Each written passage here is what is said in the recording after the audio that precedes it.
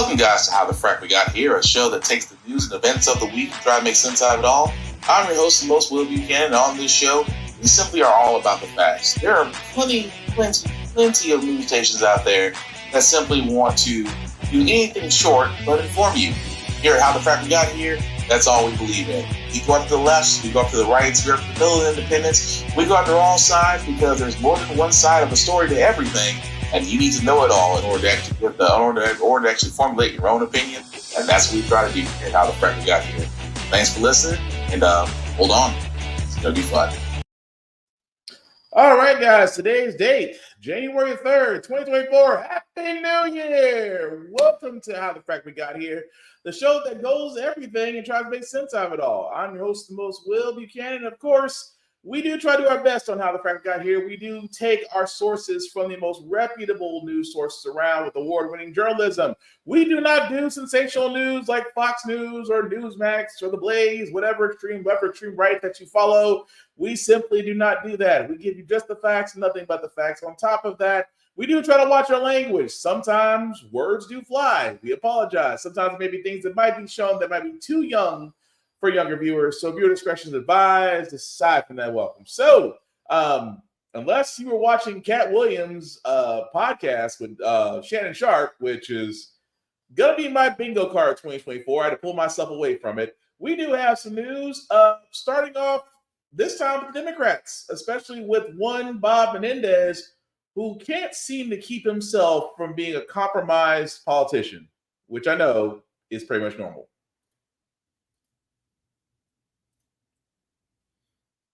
Clearly know him. Yeah, what do you make of this? I mean, a watch, the price of look, he's if the allegations are true, the price of bribing somebody. Anderson, when I was U.S. attorney for 7 years in New Jersey, the one of the things that shocked me the most was how cheaply you could buy a politician.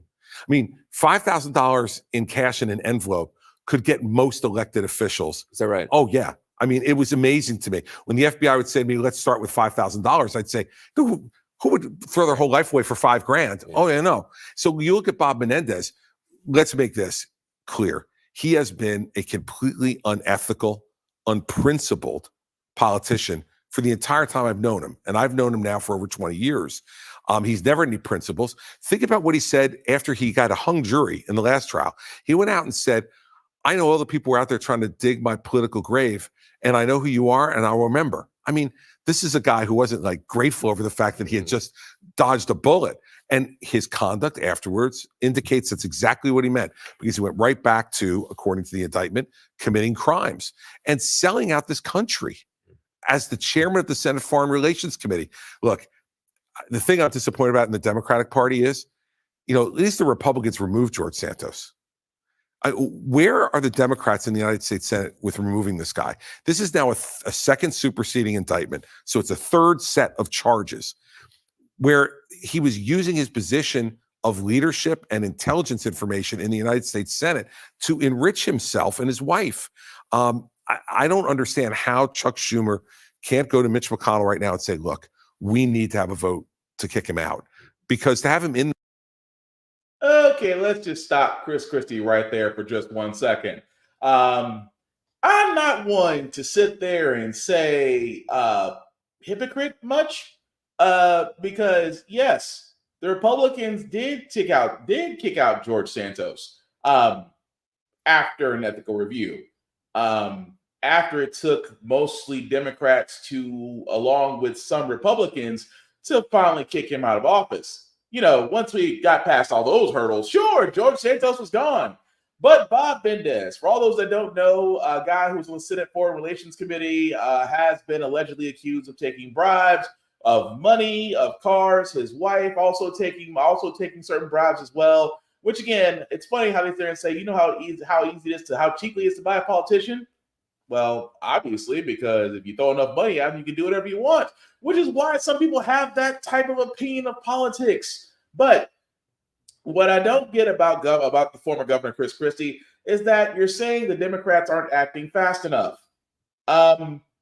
Give him the same thing you gave that guy who lied about his religion, lied about where he worked, lied about where he went to school, decide to use his campaign funds as his own personal piggy bank, you let that man ride all the way to the end. And only then, when the ethical review came out and said, yes, he is guilty of all these things, that your party still didn't want to vote him out. It took the Democrats to bring up the motion to vote. And even then, a good number of Republicans still did not want to vote Santos out. What does that say about your party? Now, again, I am talking about the Democrats. Yes, they will still do the ethical review. Yes, they will still probably vote Menendez out. He may face bribery charges. He may face some criminal charges. But at the same time, I just find it interesting that one side, whose politicians are usually in hot water because, party of family values and all that, usually caught with an LGBTQ plus member, usually caught with a mistress with baby, or how does it usually go on the bingo card? LGBTQ plus member, mistress with baby, housemaid who becomes mistress who has baby. So then, you kind of go down that entire list, but that's usually the Republican Party. Yes, the Democrats are not innocent angels themselves, but give them the same procedure that you decided to give Santos, because he was the same guy not too long ago saying, well, we just need to wait for the ethical review to come out. We don't want to remove someone immediately. We don't want to remove someone just for a knee-jerk reaction. But you're expecting Democrats to turn around and do the same thing. And Menendez still has not had his day in court. Like I said, hypocrites usually show themselves out. But Chris Christie, hey, you're not going to be a president. You're not going to be the president, the Republican presidential nominee. So I guess you're going to go back to what you usually do. Basically get paid for just talking out your ass. But we'll follow that case as it goes along, because it will be an interesting case. Moving right along, guys. This is actually good news, and I want to get to this very quickly. Most Americans, especially if you're of the diabetic kind, will be experiencing some savings in medical care, as the insulin price cap for $35 is actually spreading. Novolog, as you see there in the picture, will also begin their insulin price caps at $35. Now, keep in mind, we were covering this story a little over a year ago, where again, the price of insulin, life-saving medication, those that are diabetic absolutely need this to live. And the price of insulin, along with other life-saving medications, was high. A lot of people had to decide whether, do I want medication, or should I pay the rent, or should I pay utilities, or should I do this? It got to the point to where some diabetic users were rationing, something that physicians immediately advise against. No diabetic on insulin should ever ration themselves, because again, that could lead to complications and even include death in some areas if your blood sugar spikes too high or your blood sugar is too low. It makes sense that the simple fact of the matter is that I've said this before this podcast, so I'll say it again. It makes no sense that life-saving medication should be at such a high profit. You would think if you need this to live, it should be at a price to where anyone can afford. Now, is $35 a little high? Yes, to a certain extent. I'll still argue $35 is high, just because everything has gone up but your paycheck. But at least there is some movement in the drug market. Now, again, I know it's insulin. We can go about inhalers for asthma. We can go about blood pressure medication for those that have hypertension, high blood pressure, those that need medication for their heart, their lungs. I can keep going down the list. Let's just say life-saving medication as a whole needs to come down in price. And again, this kind of goes back to the U.S. healthcare system. As I've said many times on the show, the U.S. healthcare system is for profit, and that is the problem. Especially when you have now four healthcare companies that literally control the U.S. So if you're an American citizen, chances are you're under one of the big four. At the same time, they decide the prices. It always kills when they say, "But we don't decide the prices." Yes, you do. You decide the prices, you decide the cost of care, you decide all of the above. You are literally the death squads that people were told were going to happen under a black man as president. Who knew the death squads were already there before we had a black president? But again, I digress. It is a good thing that the capital insulin prices is happening. I will be happy about that. Does more need to be done? Absolutely. But at least there is some good parts out of that. But I digress. But moving right along, guys. I know you've heard me say that Governor Chris Christie is not going to. Oh, hey, Kira! Can you imagine if pharmaceutical companies got paid based on tips from consumers? Shh.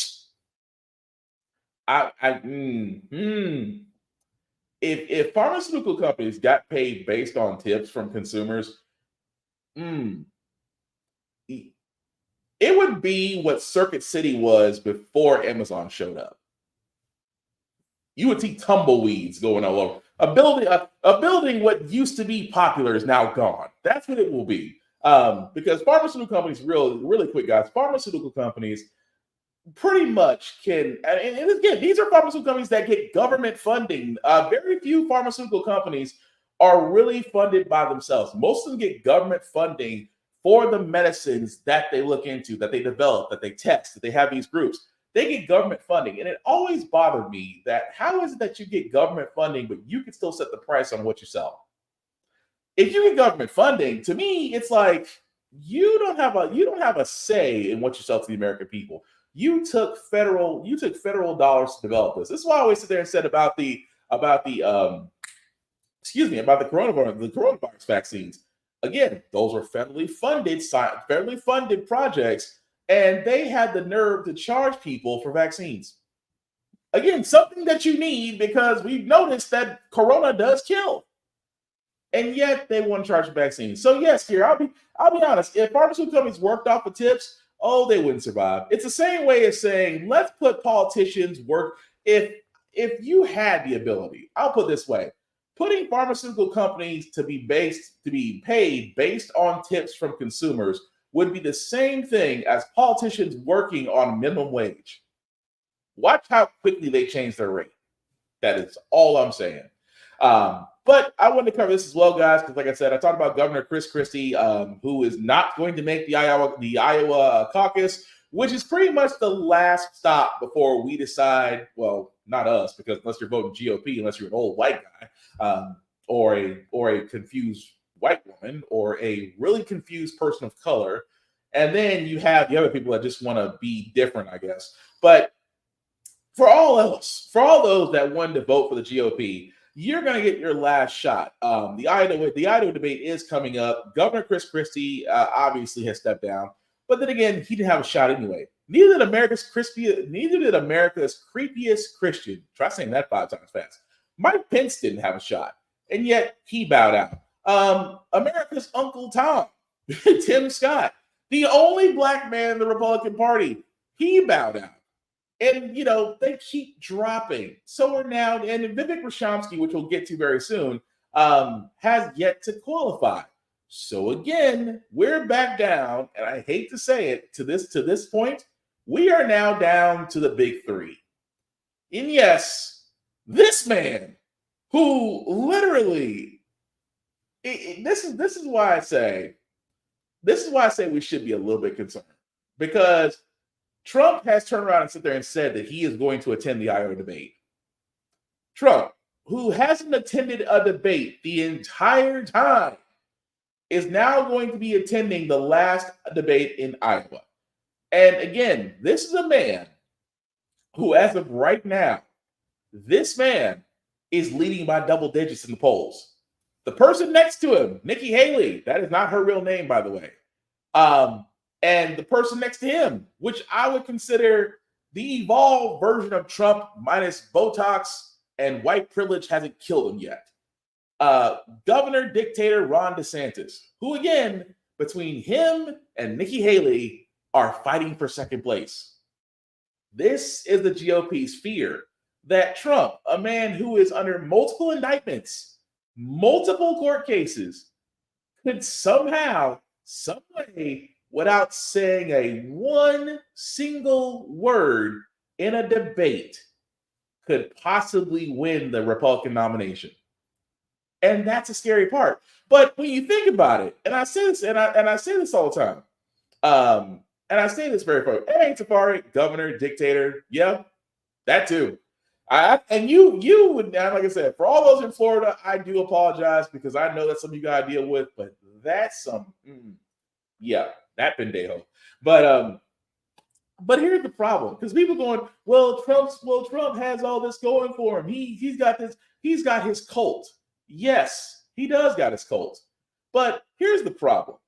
If you are a presidential candidate, you expect to get a lot of questions. You expect to be able to answer questions, maybe even pivot some, because you might not like to give the answer that the crowd around you may not want to hear.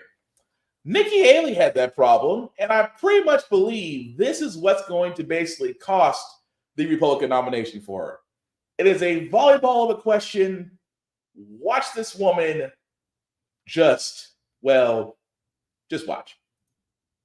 Cause of the United States Civil War.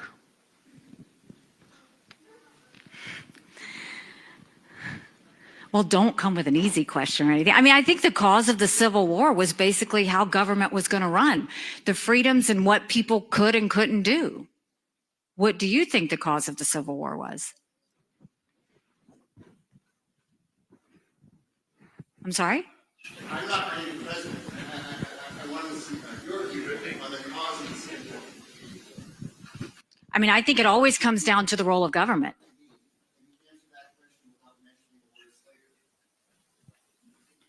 What do you want me to say about slavery? Next question. But it's not the first time that she's made. Ma'am.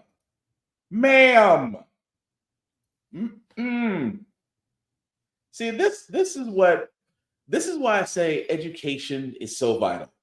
Nikki Haley, Republican presidential candidate. Nikki Haley, question. So, what was the reason behind the Civil War?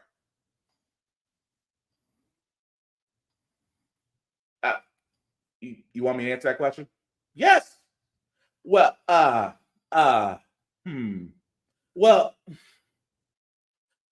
what should I say?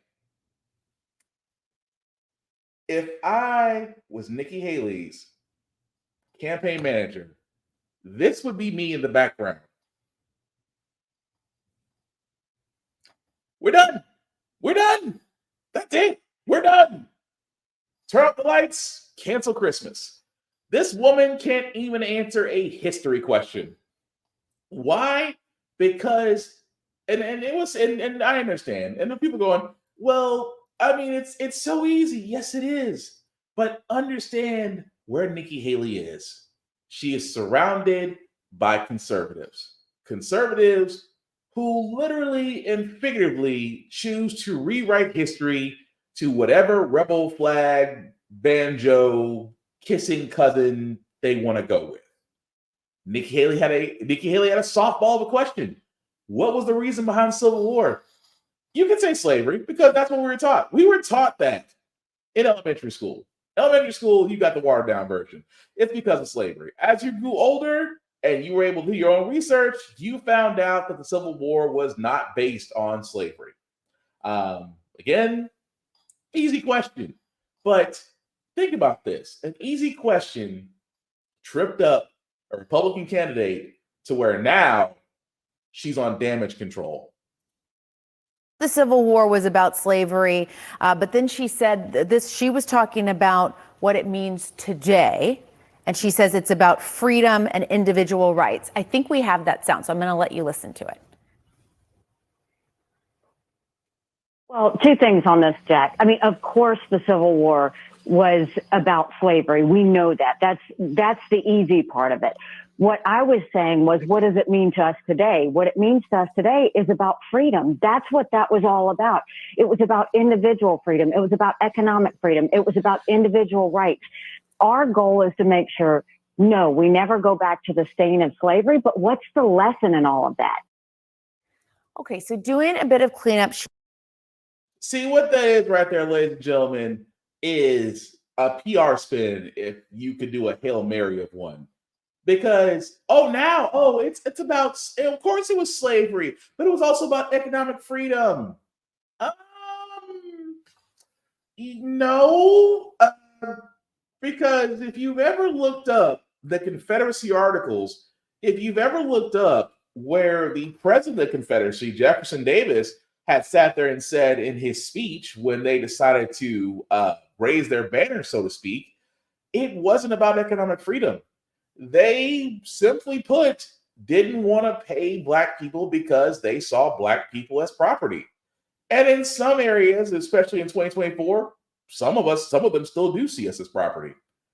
That's the reason why. Every war has always been about money. Let's just call it what it is. Every war has been about money.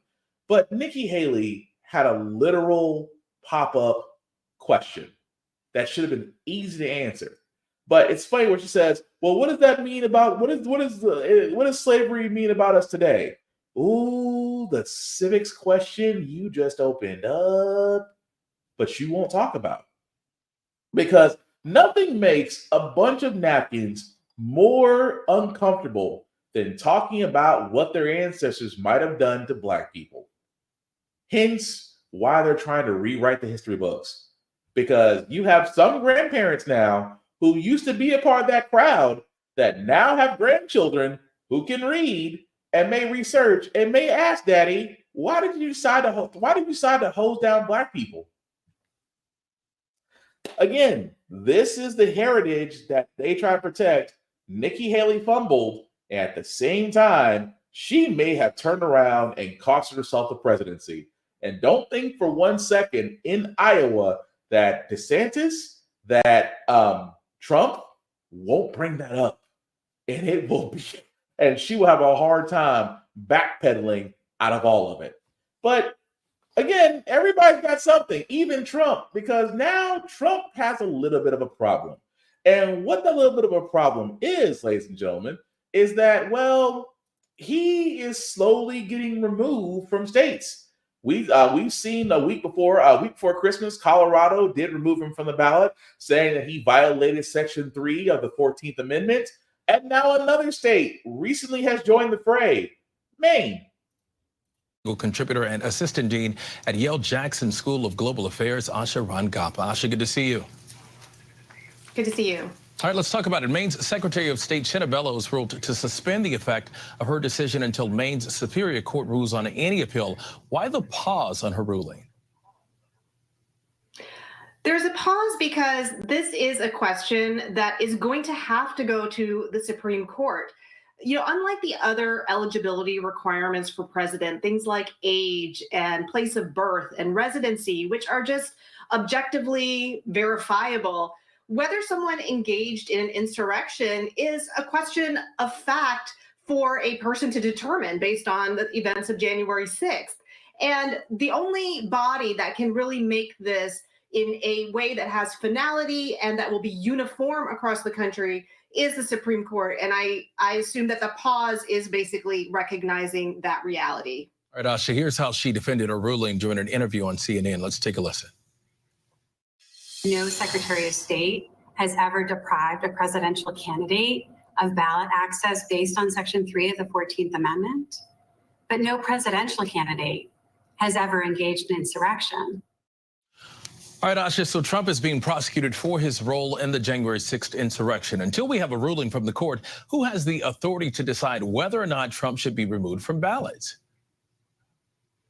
Well, the Constitution leaves the time, place, and manner of elections to the states. And what we're seeing is different states have different procedures for contesting a person's eligibility for being on that state's ballot. We saw the Colorado court had a bench trial. Here, there was an administrative hearing in front of the Secretary of State. And so, you know, there's all of these different ways. And ultimately, though, as I mentioned before, I think what we are going to be facing is the problem of a lack of uniformity in terms of the determination of whether Trump meets these basic constitutional eligibility requirements that in every other case would be uncontestable. Age, you know, we look at someone's birth certificate, but here I think that, you know, to get that consensus, we would need a final court determination. All right, so Maine is the second state now to decide Trump is ineligible to be president, and it seems inevitable that these challenges will go to the Supreme Court. What should we watch out for? This is going to be, I think, probably the most controversial decision that the Supreme Court is going to hand down. I don't think that they are going to be able to evade the difficult question that now Colorado and Maine have both addressed, which is, does Section 3 of the 14th Amendment as a legal matter apply to a former president? And if so, does his actions on January 6th meet the definition? And they're going to have to make that. And I don't know that they're going to make anyone happy unless they find some sort of, procedural off-ramp that allows them to basically make a decision without addressing that direct question. So what's interesting about this, guys, and I want to point this out here for a second, that, a lot of people are going to argue this, that, oh, how dare Colorado decide to take Trump off the ballot? This is the same party, and I want to stress very heavily about the GOP. The GOP, their big thing is, we don't want government taking over everything. That's their big thing. We don't want government involved. We want the states to take over and take care of themselves. We want the states to exercise their own rights. Okay, cool.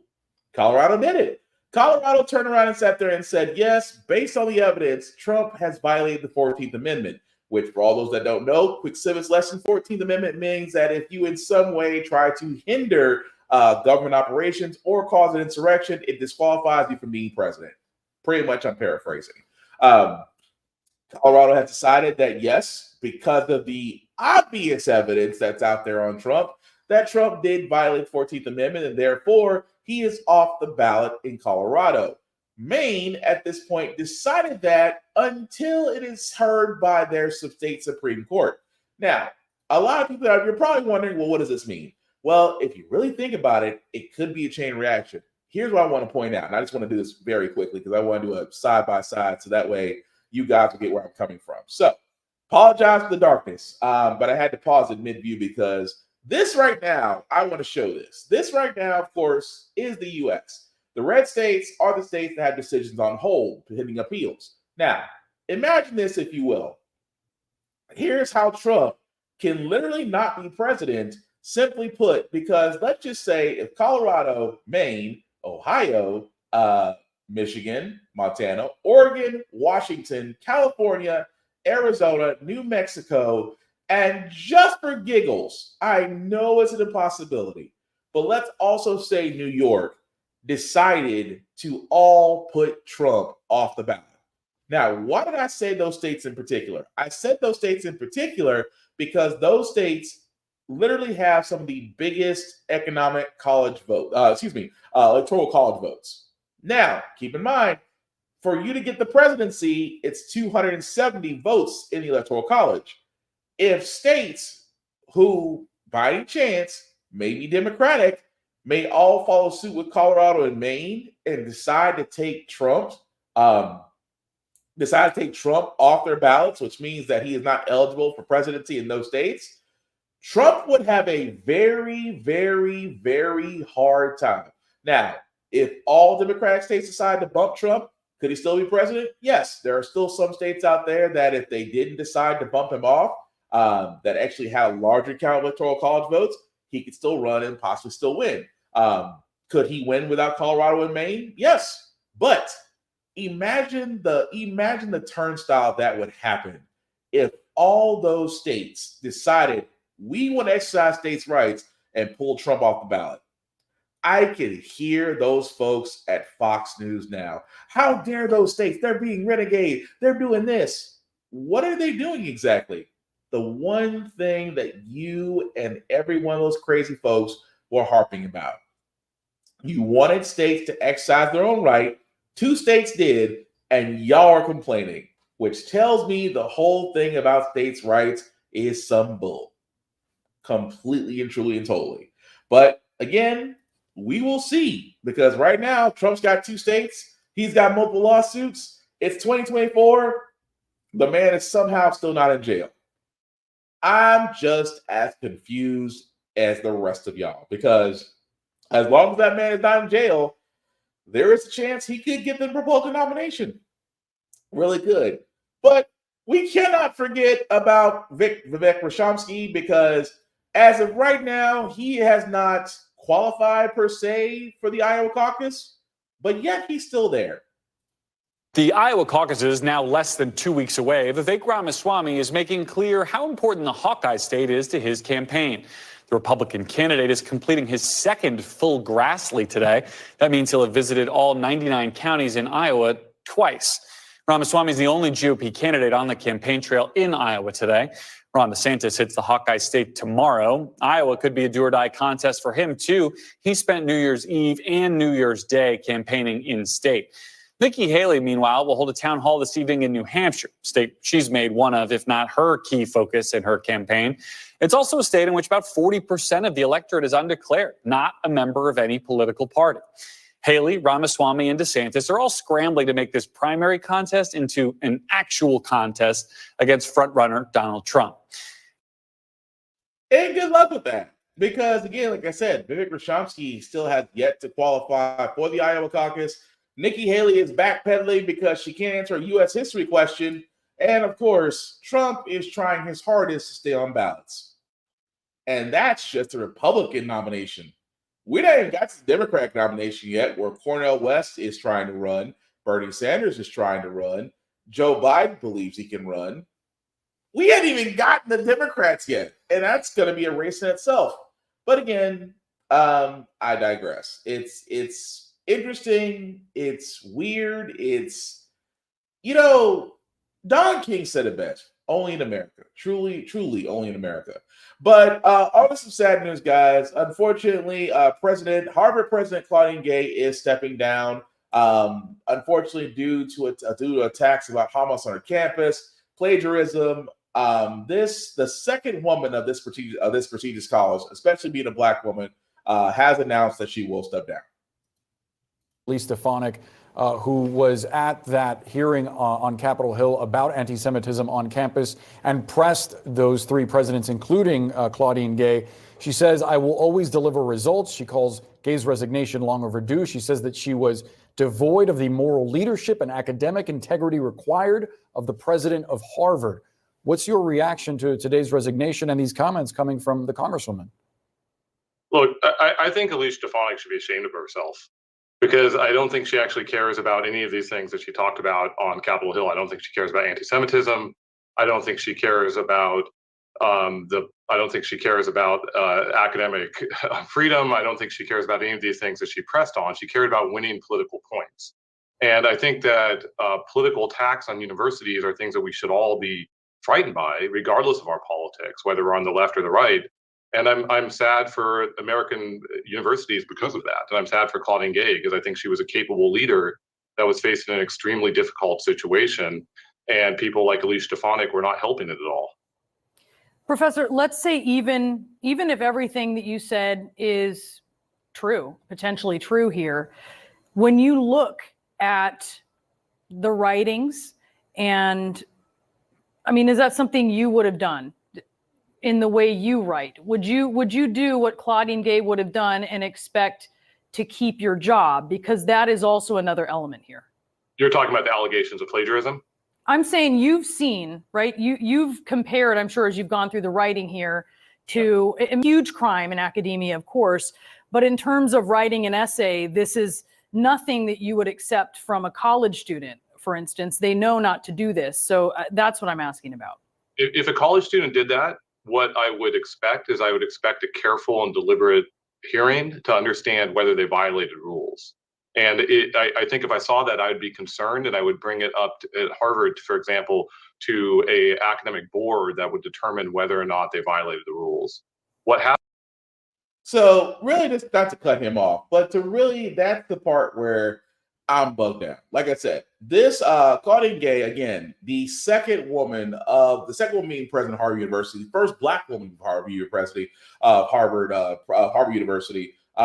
unfortunately, we'll have the shortest tenure on record there. Do I think, for example, I mean, and I get it, for things that happen when you're the head of the table and things happen under your watch, that yes, that maybe stepping down is the right thing to do. Tell that to Wells Fargo, because that bank has done so much slanderous stuff, and they've only changed CEOs twice. But I digress. But again, with all that going on, it is sad to see someone raise that level And of course, with the anti-Semitism going on between the Israeli and attacks and things of that nature, and now plagiarism is now being investigated at this school. It's just the fact that, do I think that it should have been better for her to weather the storm and to really show her leadership and to show that she can get all these things under control? I believe so. I'm one of those. I'm sorry. I'm one of those guys to where if it happens and you're not given the opportunity to handle it properly, then it's more of a knee-jerk reaction. You know, you're just trying to save face. You're trying to say, here's what we've done. We've gotten rid of the head person when this all happened. It doesn't really do anything. It's all just for show. Whereas I would have hoped she would have stayed there and really just been transparent about either new policies or things of that nature. I just wish she stayed there, because for me, I would rather see how she handles that versus just leaving. Because when you leave, it's almost like saying, okay, I'm leaving because I was told, or I'm leaving because, you know, I don't want the headache. I don't want the whatever comes with it. But again, to me, I just wish that she stayed and could have shown leadership, could have shown what she could have done in the middle of that. Because 9 times out of 10, anybody else would have. 9 times out of 10, if it wasn't a black person, they would have already been in there and trying to solve it. Let's just be honest. Versus a black person, because, you know, we kind of get graded twice as hard for the same menial shit. But anyway, leave it at that. So I know we talked about 2024, guys. Look, our 2023 bingo card was really thrown away by mid-year. We're already starting 2024 again, and I don't mean to point this out. If you haven't seen Cat Williams' interview with Shannon Sharp, recommend that you do, because that's going to be one. Here's number 2 of the bingo card that a lot of people, mostly those associated with the 2 words that, again, were said a lot during last year, are going to be pretty nervous, because now that certain file has now went public. Tonight in New York City, a federal judge ordering the unsealing of documents expected to reveal the names of dozens of Jeffrey Epstein's associates. The documents are part of Virginia Giuffre's settled lawsuit against Epstein's former girlfriend, Ghislaine Maxwell. Giuffre claimed she was sexually abused and trafficked by Epstein with help from Maxwell. More than 150 names are set to be made public the first week of January, including, authorities say, alleged co-conspirators. The Jeffrey Epstein case. Ooh, what do you say, Kira? Baby, the tea, she is hot, as she should. I'm not going to argue that, as she should. But again, this was not on my bingo card. Jeffrey Epstein, a man who, you know, whether you believe having that jail cell happened to him that made him alive, well, the list of associates is now public. And what I mean public is, if you go to ABC or NBC News or CBS News, there's a certain link that takes to the file to where hundreds of court filings to where Jeffrey to associates that of Jeffrey Epstein are now out for the world. Now, the reason why we're talking about Jeffrey Epstein, a man who may or may not have had certain parties on certain island with certain company that is kind of frowned upon everywhere, and that certain individuals may have enjoyed it. That's the best way I can say this without getting banned. But the fact of the matter is, Jeffrey Epstein was at the time a rich and influential man who had a lot of associates. Now those associates' names are being made public. All I can sit there and say is, and I'm just being honest with you guys, if your favorite celebrity or politician decides to leave the country with an assload amount of money, suspect. That's all I'm saying. But like I said, bingo card 2024, click, already punched that hole. We'll see where that goes from there. But as we move right along, guys, I got a story that just whenever it comes to law enforcement, I know this is about to get heavy. But every time we see stories like this, I have to ask the question, what is different? And I'll start with the first one. Imagine you are an armed suspect going into the Colorado Supreme Court area with a hostage who is unarmed, and you're taken in alive. That is not your latest. NYPD or Law and Order episode. That actually happened. A shooting at a Colorado courthouse, an intruder opening fire on the building early this morning in Denver. The suspect entered the courthouse holding an unarmed security guard at gunpoint. That suspect taken into custody now, and police are investigating a motive. Our Mola Lenghi is in Denver for us. So Mola, what do we know about how this all started and how police ultimately were able to arrest the suspect? Well, yeah, Kira, police say the incident began just after 1 a.m. when this suspect was involved in a car crash just outside of the Colorado Supreme Court building in downtown Denver. They say once that car crash sort of took place, the suspect got out of the car, pointed a gun at the other driver who was involved in the car crash, then turned his attention towards the Supreme Court building, shooting out a window of the Supreme Court building that was nearby. That gave him access to the building. Once he was inside, police say he encountered an unarmed security guard, held him at gunpoint, demanding access to other parts of the Supreme Court building, taking that security guard's keys, and eventually making his way to the 7th floor of the Supreme Court building. Now, while this was happening, authorities say police were responding to the scene. They were setting up a perimeter around the building, outside of the building. Police say the suspect then began firing shots from inside the building at the officers who were outside. Authorities say none of their officers were hit, but this led to a several hours long standoff between the suspect who was inside and the officers who were outside. This lasted about 2 hours, and authorities say that finally ended when the suspect around 3 a.m. called 911 and agreed to give himself up to authorities. They took him into custody at that point. So would spend, what, nearly 2 weeks now since the Colorado Supreme Court ruled to remove former President Donald Trump from the ballot. Do you know if this attack was connected to recent threats in any way against the Supreme Court justices there?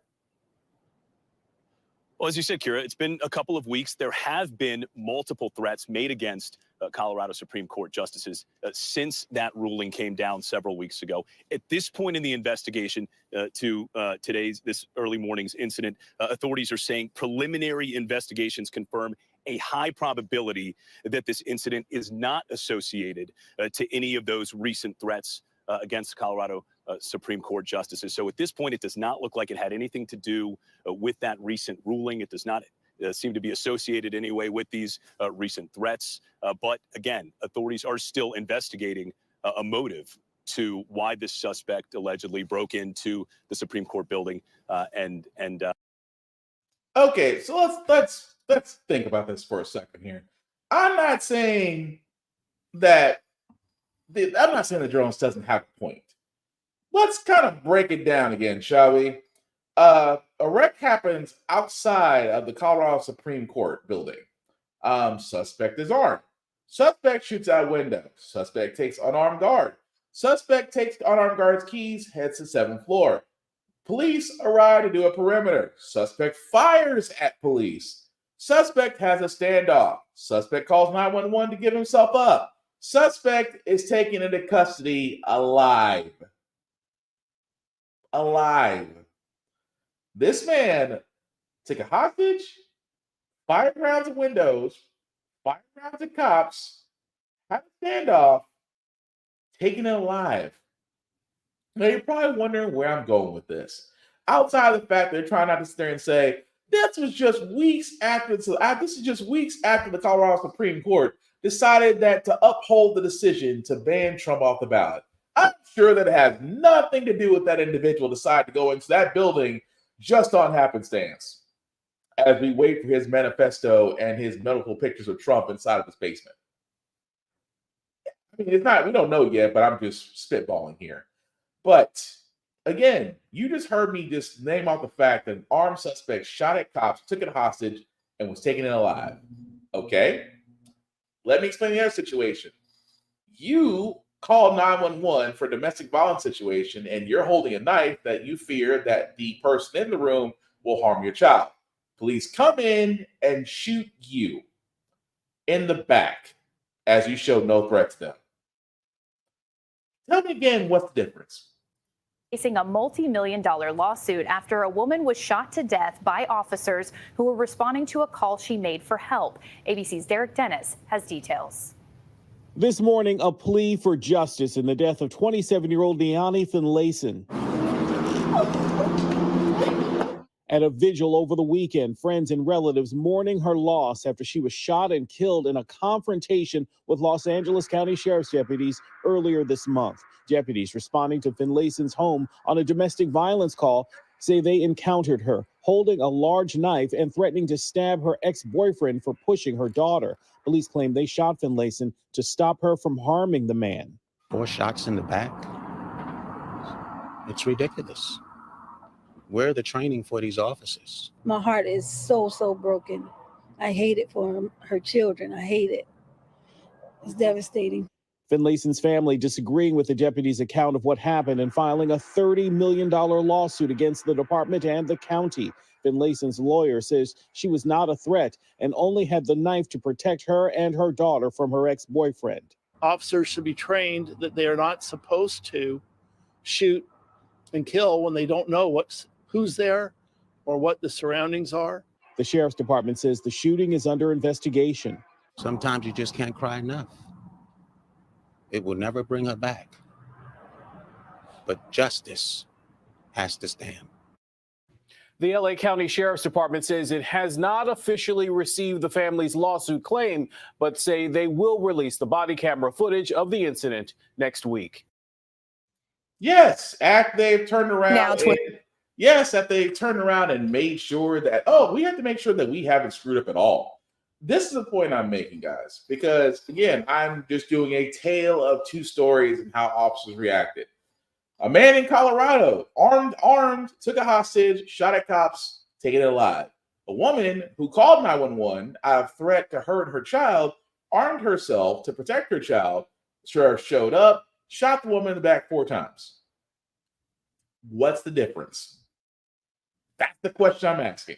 Because, again, for all those that don't know, we are F the police here at How the Frack We Got Here. We've always been that way because we've sat there and said law enforcement needs to be reformed, that officers need to be trained better, that there needs to be a standard held for law enforcement officers, that the simple fact of the matter is they have quantitative immunity. The officers don't immediately have to give a statement until 48 hours later. Officers can literally have all of this weaponry at their hands. I'm talking about the fact of the matter, they have bulletproof vests, they have tasers, they have mace, they showed up with backup. You're telling me that several officers can't stop a woman with a knife. But officers do what they do best. They kill. Why? They've been trained to. Officers are not trained to protect and serve. They are trained to shoot first and ask questions later. Unless you're armed. And if you're armed and not black, because I point this out all the time. And yes, and Lena, you got it right. It is sad and effed up.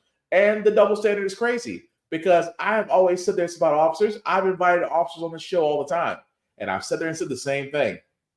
When will you guys admit that there is a problem with the blue out there?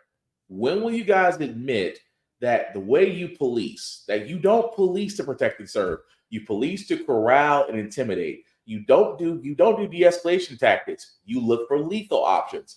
You're not trying to get better with the community. You're just trying to make sure to keep the animals in. That's what you're trying to do.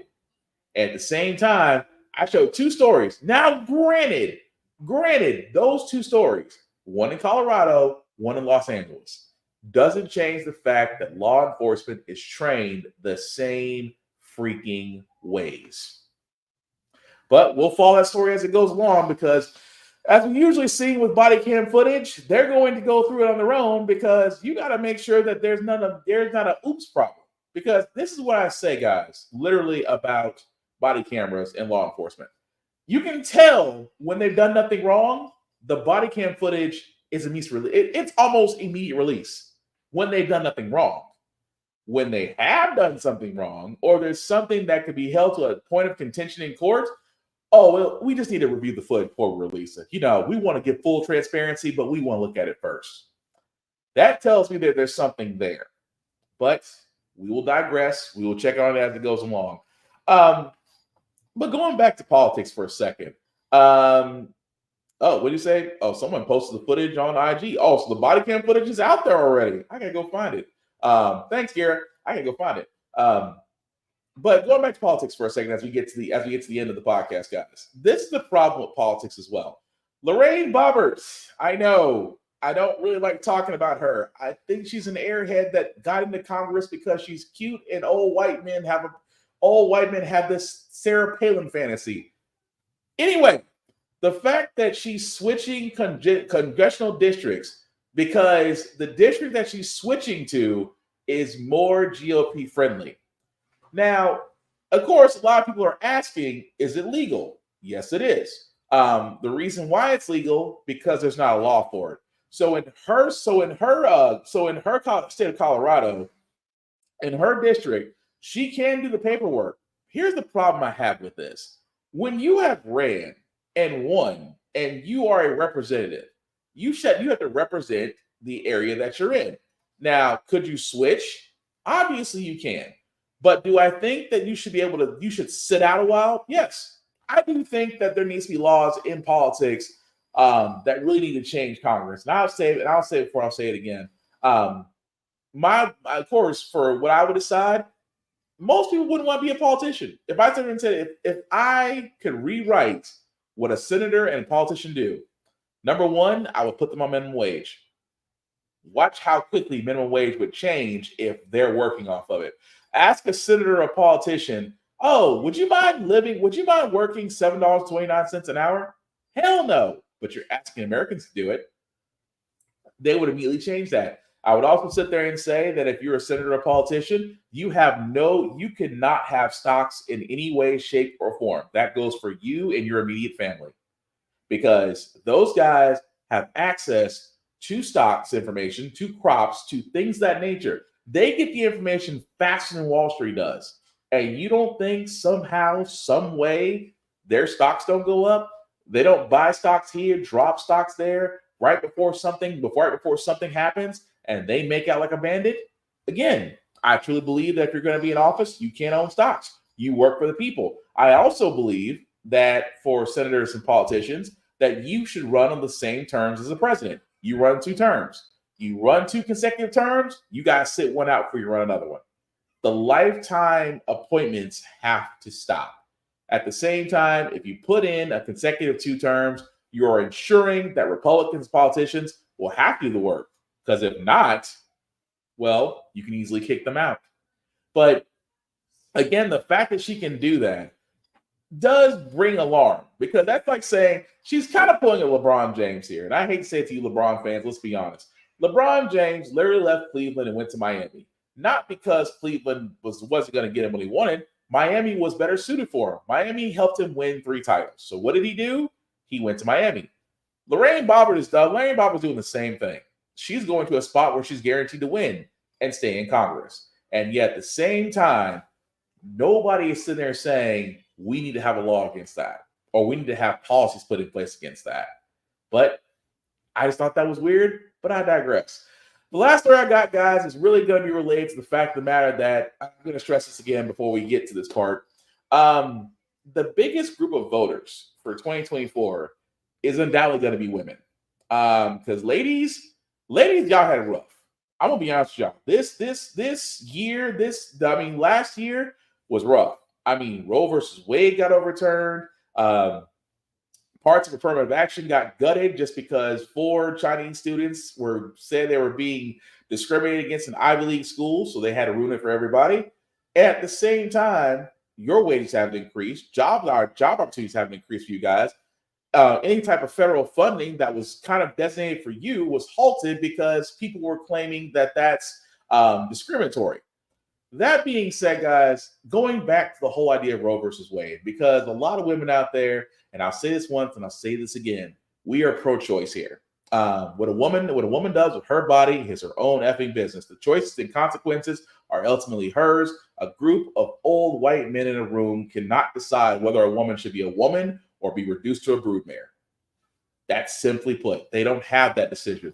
That being said, because Roe versus Wade was turned down, and so many conservative countries had already put in place trigger abortion laws to go in place, most women had to resort to traveling to different states. Most women had to go back to the dark days where, you did some things that could harm yourself and, more importantly, may harm your body for future use, because of the fact that abortions were no longer seen as legal. They even did abortion. They even did the abortion pill, the Plan B pill by mail, or the abortion pill by mail.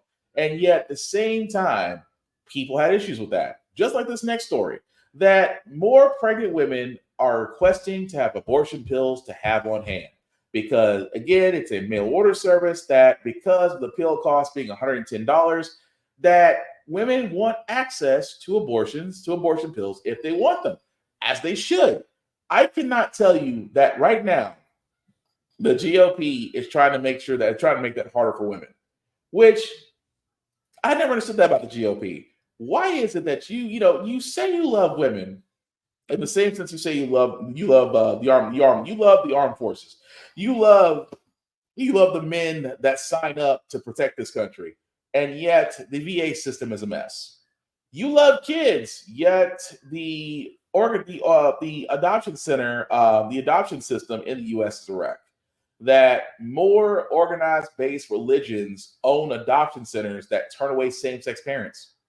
Head Start is a thing in the past. Daycare assistance is almost gone. The GOP is also voting to make sure that free lunch disappears. Even in my home state of Tennessee, they turned down federal funding to fund free lunch for schools in Tennessee for the following school year. Tennessee legislature turned that down because they don't want to accept federal assistance. Imagine you are a parent that might not be in such a fortunate situation, that might be counting on those school lunches and breakfasts that your kids go to. Because contrary to popular belief, kids work and learn better on a full stomach. I mean, we know this. It's science. But going back to all this, guys, women are going to be the decisive voters going forward in next year. And the reason why I say that is because, again, the GOP has ticked you all off. And I can't think of a reason for a woman, much less a person of color, much less an LGBTQ plus person, would turn around and vote Republican. I'm not saying, again, I'm not trying to influence you guys in any way. I'm just saying, from my logic, I don't see it. I don't see the reason why you vote Republican.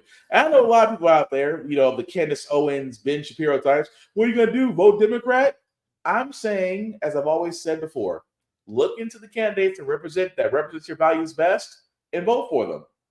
Simple and plain. Or better yet, you can run yourself. If you haven't learned from this idiocy we call the 118th Congress, that a bunch of idiots were able to get voted in, and you might consider yourself above average or average enough, if idiots can get into Congress, why can't you? And that's not an insult.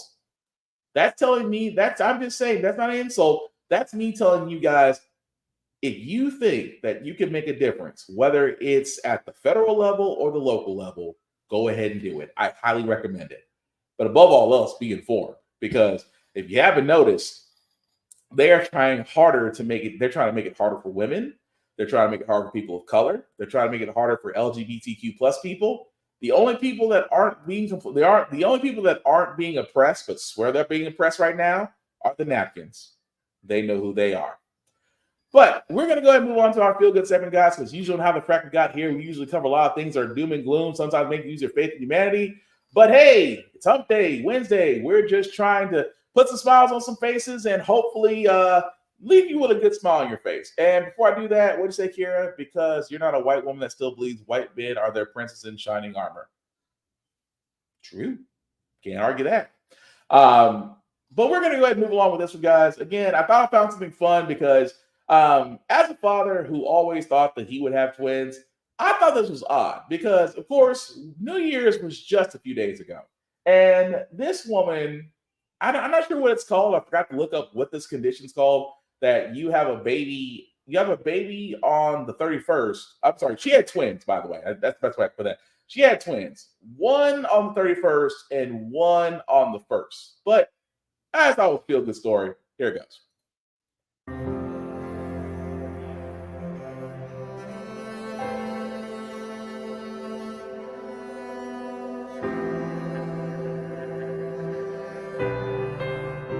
It was cool pushing out a baby while everyone's counting down, and it was like they had a birthday party. Yeah.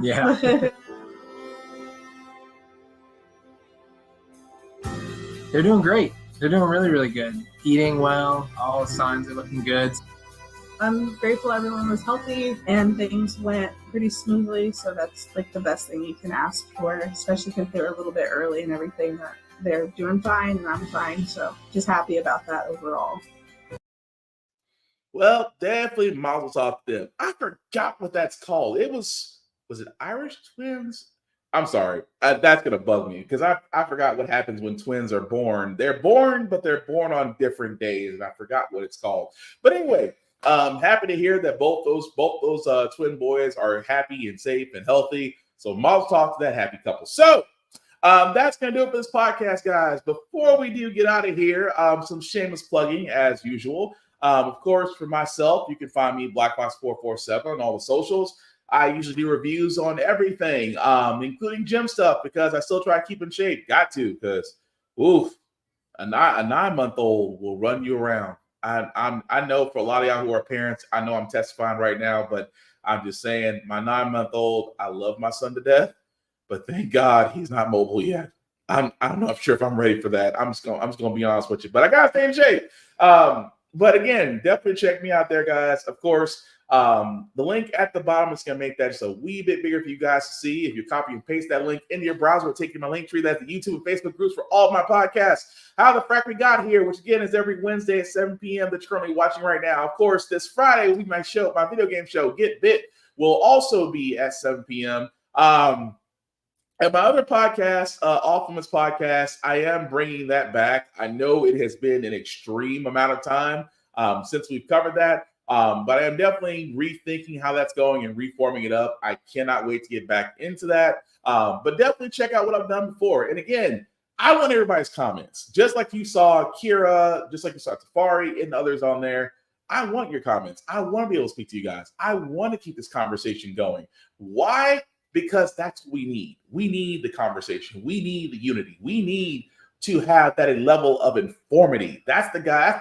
That's what I'm trying to get out there. That's what I want you guys to do. I want you to be informed. I want you guys to know what's going on in your world. I want you to know what's going on in your city, your state, not just the federal level. Because if you really think about it, you can make that much more of a difference if you simply know. Because once you know, you have no choice but to act. That's just being honest. That's how we are, especially us as people. Once we know, we act and we move and we hopefully move forward. But again, hopefully I've done that, inspired you guys, especially with the 2024 presidential nomination coming up. But we'll definitely cover that. But one other thing I do want to say, guys, because again, as I've said before, I am part of others who are watching this and that also join me there. We're all part of a conglomerate because you guys have seen Amazon, you've seen Amazon Prime, you've seen Hulu, you've seen Netflix. We know when in the world of streaming, it's always to be one app after another. Content disappears, it comes back, prices increase, and if you're like me, you're tired of it. And honestly, I have actually joined something along with others that I think is great, that I literally think it will literally be the new Netflix. I am talking about blurredstation.com. Now, if you don't know what blurredstation.com is, simply put, go to your browser and go there. What blurredstation.com is it is the new Netflix. It is the next Netflix. I think it's Netflix 2.0, but better. The reason why, it has comics, it has entertainment. Like Undead Horizon. It has, as you can see there, Blood Emblem. It has genetics. This has Air Force One, Unity. I can keep going down the list, but it has action. It has movies. It has comics. It has a show, Issue 1, that is actually hosted by a man I highly respect, that is doing something revolutionary, getting a lot of indie artists their first comic book published. Now, for me being a comic book head, I love watching that. But anyway, I want to turn you on to this because, again, I truly believe this is the next bed. This is the new hotness, the freshest wave coming out there. And if you'll do me a favor, go to Join Now. If you go to Join Now, guys, it's going to take this next page. I would certainly appreciate it. I know my friends certainly appreciate it if you go to Blurred's Eye View Offending membership. Once you are there, it is basically going to take you. It's going to ask you who the offending member you want to select. Now, The offending member you can select can be anyone, because like I said, it's all about supporting the movement, and also it helps us out too. So if you select Chris Fury, Kira at Roomful of Birds, we'll be watching myself, Black Spartan, Tafari at Tafari TV, Navy at Navy Montel, or even Laney at Geek by Heart. Whoever you select, we all would appreciate that. And the offending membership is $10.99. Why the offending membership? Well, because $10.99 is a wonderful price. You know why? Because $10.99, you can actually get a streaming service and still get food. I don't know about you, that's a plus. But with also that being said, guys, the reason why it's offending membership, because again, have you ever wanted to own a piece of Netflix or Hulu or Paramount Plus, or dare I say Warner Brothers, which I think now is Max? But if you ever wanted to own them, you have to pony up the money to buy a share. You have to go through E-Trade, or you have to go through Fidelity, or whoever you do your stocks to. But doing all that gets you what?